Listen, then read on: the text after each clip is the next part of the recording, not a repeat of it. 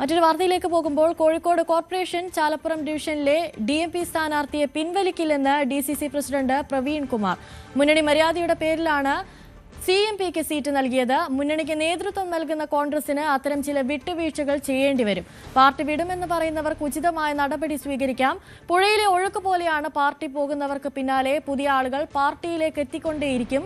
2 ദിവസത്തിനുള്ളിൽ മുഴുവൻ സ്ഥാനാർത്ഥികളെയും പ്രഖ്യാപിക്കുമെന്നും അദ്ദേഹം പറഞ്ഞു. കോഴിക്കോട് കോർപ്പറേഷനിലെ കോൺഗ്രസിന്റെ ആദ്യ പട്ടിക പുറത്തു വന്നിരിക്കുന്നു. രണ്ടാമത്തെ പട്ടികയ്ക്ക് ഇനി ദിവസങ്ങൾ മാത്രം, മണിക്കൂറുകൾ മാത്രം ബാക്കിയുള്ളൂ. DC പ്രസിഡന്റ് ഉണ്ട് നമ്മോടൊപ്പം. എങ്ങനെയുണ്ട് ജില്ലയിലെ പൊതുവെയുള്ള ഈ തെരഞ്ഞെടുപ്പുമായി ബന്ധപ്പെട്ട നടപടിക്രമങ്ങളുടെ പുരോഗതി? ഈ പുരോഗതിയെക്കുറിച്ച് ഞാൻ പറഞ്ഞു, നിങ്ങൾ കാണുന്നില്ലേ, കോഴിക്കോട്ടെ ചരിത്രത്തിലാദ്യമായിട്ടല്ലേ നോട്ടിഫിക്കേഷൻ വരുമ്പോഴേക്കും സ്ഥാനാർത്ഥികളുടെ ആദ്യ പട്ടിക പുറത്തിറങ്ങുന്നത്. ബാക്കി ജില്ലാ പഞ്ചായത്തിലും കോർപ്പറേഷൻ പട്ടിക 2 ദിവസം പ്രഖ്യാപിക്കും. അതിന്റെ ചർച്ചകളൊക്കെ നടന്നു വരുന്നു. അടിത്തട്ടിലും മേത്തട്ടിലും ചർച്ച നടക്കുന്നു. ഒരു വിഷമവുമില്ലാതെ, ബുദ്ധിമുട്ടില്ലാതെ കോഴിക്കോട് നഗരത്തിന് ഇഷ്ടപ്പെട്ടവരുടെ അടങ്ങുന്ന ഒരു സ്ഥാനാർത്ഥി പട്ടികയാണ്. ഈ ചാലപ്പുറം വാർഡുമായി ബന്ധപ്പെട്ടാണ് ചില ഡിവിഷനിലാണ് ചില പ്രശ്നങ്ങൾ ഉണ്ടായത്. അവിടുത്തെ പ്രാദേശിക പ്രവർത്തകരുടെ വികാരം അത് മാനിക്കുന്നുണ്ട്. അതൊരു വിശാല ജനാധിപത്യ പാർട്ടിയല്ലേ. മുന്നണിയിലെ ഘടകകക്ഷികളെ എന്നും ക്യാരി ചെയ്യുന്ന പാരമ്പര്യമില്ലേ കോൺഗ്രസ് ഉള്ളത്. അങ്ങനെ ക്യാരി ചെയ്യുമ്പോൾ ചെറിയ പ്രശ്നങ്ങൾ സ്വാഭാവികമാണ്. അതൊക്കെ താനേ തീർന്നുകൊള്ളും. ഈ ഇത്തവണ എല്ലാ തീരുമാനങ്ങളും എടുത്തത് അടിത്തട്ടിലും മേത്തട്ടിലും ചർച്ച ചെയ്തിട്ടാണ്. ആ തീരുമാനങ്ങൾക്ക് എതിരെ ശബ്ദിക്കുന്ന ആരും കോൺഗ്രസ്സുകാരല്ല. ഏതായാലും ഇതൊന്നും UDFന്റെയോ കോൺഗ്രസിന്റെയോ വിജയത്തിനോ മുന്നേറ്റത്തിനോ ബാധിക്കില്ല. അതിശക്തമായ പ്രവർത്തനം നടത്തി 4.5 പതിറ്റാണ്ട് കാലത്തെ LDFന്റെ ഭരണം ഞങ്ങൾ അവസാനിപ്പിക്കും. ഇന്നലെ അയൂബും കുറച്ച് പ്രവർത്തകരും വന്ന് രാജിക്കത്ത് നൽകിയിട്ട് പോന്നു. അവർ സമയം നൽകിയത് ഇന്നലെ രാത്രി വരെയായിരുന്നു. അത് കഴിഞ്ഞ് ഇന്ന് മാധ്യമങ്ങളോട് പറഞ്ഞു, ഞങ്ങൾ കോൺഗ്രസിന്റെ ഭാഗമല്ല, രാജി നൽകി, ഞങ്ങളോട് പ്രതികരിക്കേണ്ട സമയത്ത് പ്രതികരിച്ചിട്ടില്ല. അവിടുത്തെ സ്ഥാനാർത്ഥി പ്രചരണം ആരംഭിച്ച ഒരു സാഹചര്യമുണ്ട്. ഭാരതപ്പുറയിൽ നിന്നും വെള്ളം ഒഴുകിപ്പോകുന്നതനുസരിച്ച് എവിടുന്നോ വെള്ളം ഇങ്ങനെ എത്തിച്ചേരും. അതുപോലെയല്ലേ കോൺഗ്രസ്? അല്ല, അപ്പോൾ അവർ പാർട്ടിക്ക് പുറത്തായി. അല്ല, എന്ന് ഞാൻ പറഞ്ഞു, ഞാൻ പുറത്താക്കിയില്ലല്ലോ. അവർ പാർട്ടിക്കകത്ത്, അവർക്ക് അകത്ത് തന്നെയാണ്. ഉണ്ടോ ഇല്ലയോ തീരുമാനിക്കുന്ന അധികാരം അവർക്കാണ്. ഞാൻ പറഞ്ഞു, ഇവിടെ അതൊന്നും ഒരു ചർച്ചാ വിഷയമല്ല. കാരണം ഒരു വലിയ അവിശുദ്ധ മാഫിയ കൂട്ടുകെട്ടുള്ള പോരാട്ടമാണ്. ഈ നഗരം ഒത്തൊരുമിച്ച് നിൽക്കുകയാണ്. അതിനിടയ്ക്ക് അപശബ്ദം ഉണ്ടാക്കുന്നവർ ആ പോരാട്ടത്തിന് വിലങ്ങി വെക്കുന്നവരാണ്. ഏതായാലും അതൊന്നും കാര്യമാക്കേണ്ട.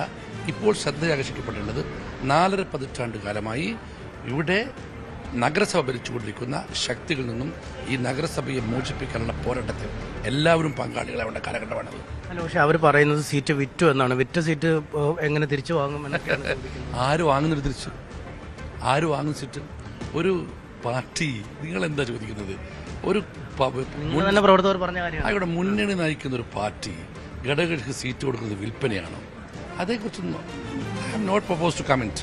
പക്ഷേ മറ്റൊരു കൗൺസിലർ ഇന്നലെ മറ്റൊരു പാർട്ടിയിലേക്ക് പോയിരിക്കുന്നത് വളരെ നാടകീയമായിട്ടാണ്. ഞാൻ അതേക്കുറിച്ച് പറഞ്ഞല്ലോ. ഭാരതപ്പുഴയിലൂടെ ഒരുപാട് വെള്ളം ഒഴുകിപ്പോവും എന്ന് വെച്ച് അവിടെ ഒഴുക്ക് നിൽക്കാറില്ല. വീണ്ടും ഒഴുക്ക് തുടർന്നുകൊണ്ടേയിരിക്കും.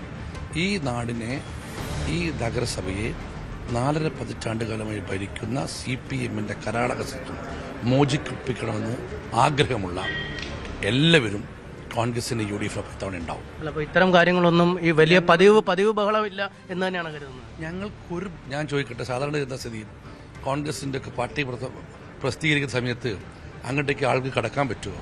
വളയൽ, മുദ്രാവാക്യം വിളികൾ, പ്രശ്നങ്ങളൊക്കെ അല്ലേ എന്തെങ്കിലും ഉണ്ടാകുന്നില്ല. എത്ര സന്തോഷമുള്ള സാഹചര്യത്തിലാണ് ഞങ്ങൾ പട്ടികൾക്ക് വെച്ചത്. എന്തെങ്കിലും അപശബ്ദമുണ്ടാവുകയാണെങ്കിൽ അതിനെ പാർട്ടിക്കകത്ത് തന്നെ നേരിടാനുള്ള കരുത്തും ഇന്ന് പാർട്ടിക്കുണ്ട്. ഈ അടുത്ത പട്ടികയെക്കുറിച്ചാണ് എല്ലാവരും ചർച്ച. ഈ PM വിനുവിനെ പോലുള്ള ആളുകൾ പട്ടികയിൽ ഉണ്ടാവുമെന്ന് പറയുന്നു. പാർട്ടിക്കകത്ത് ചർച്ച നടക്കുന്ന കാര്യത്തെക്കുറിച്ച് ഞാൻ അഡ്വൈസർ പ്രഖ്യാപിക്കാൻ പാടുണ്ടോ? ഞാൻ ഒരു കാര്യം ഉറപ്പിച്ച് പറയാം. കോഴിക്കോട് നഗരസഭയിലെ ജനങ്ങൾക്ക് ഇഷ്ടപ്പെട്ട ആളുകളുടെ പട്ടിക ഞങ്ങളുടെ മേയർ സ്ഥാനാർത്ഥി ഈ നഗരസഭയെയും നഗരത്തെയും നയിക്കാൻ പ്രാപ്തിയുള്ള നഗരവാസികൾ ഇഷ്ടപ്പെടുന്ന ആളായിരിക്കും. അല്ല, രാഷ്ട്രീയക്കാരൻ തന്നെ ആയിരിക്കുമെന്ന് എന്നൊന്നും പറയുന്നില്ല. ഞാൻ ഒറ്റ വാചകത്തിൽ അവസാനിപ്പിക്കുന്നു. ഈ നഗരസഭയിലെ ജനങ്ങളും നഗരസഭയും ഇവിടുത്തെ പൊതുസമൂഹവും ഇഷ്ടപ്പെടുന്ന ഒരാളായിരിക്കും, മനസ്സിൽ അംഗീകരിക്കുന്ന ആളായിരിക്കും ഞങ്ങളുടെ മേയർ സ്ഥാനാർത്ഥി. ഈ ശോഭിത മത്സരിക്കുന്നുണ്ടോ? അതൊക്കെ ചർച്ച നടക്കുന്നേ ഉള്ളൂ. അല്ല, അവരുടെ വാർഡ് നഷ്ടപ്പെട്ടു. ആ വാർഡിലേക്കാണ് ഇപ്പം VM വിനുവിന്റെ പേര് പറഞ്ഞു കേൾക്കുന്നത്. അപ്പോൾ മറ്റു ഇടത്തേക്ക് പോകേണ്ടി വരും. അങ്ങനെ അതൊക്കെ പാർട്ടിയിലെ ആഭ്യന്തര കാര്യങ്ങളാണ്. അതേക്കുറിച്ചൊന്നും പരസ്യം ഞാൻ പറയില്ല. ഏതായാലും 14-ാം തീയതി എല്ലാം പറയാം. നഗരസഭ പിടിക്കാൻ പറ്റുമെന്നവർ നഗരസഭ ഞങ്ങൾ പിടിക്കാൻ പറ്റില്ല, പിടിച്ചിരിക്കും. ഇത്തവണ ഈ ദുർഭരണം അവസാനിപ്പിച്ചിരിക്കും. എന്തായാലും ഇപ്പോൾ ഉണ്ടാകുന്ന അസ്വാരസ്യങ്ങളൊന്നും വിജയത്തെ ബാധിക്കില്ല. നഗരഭരണം പിടിക്കും എന്ന് തന്നെയാണ് DCC പ്രസിഡന്റ് പറയുന്നത്.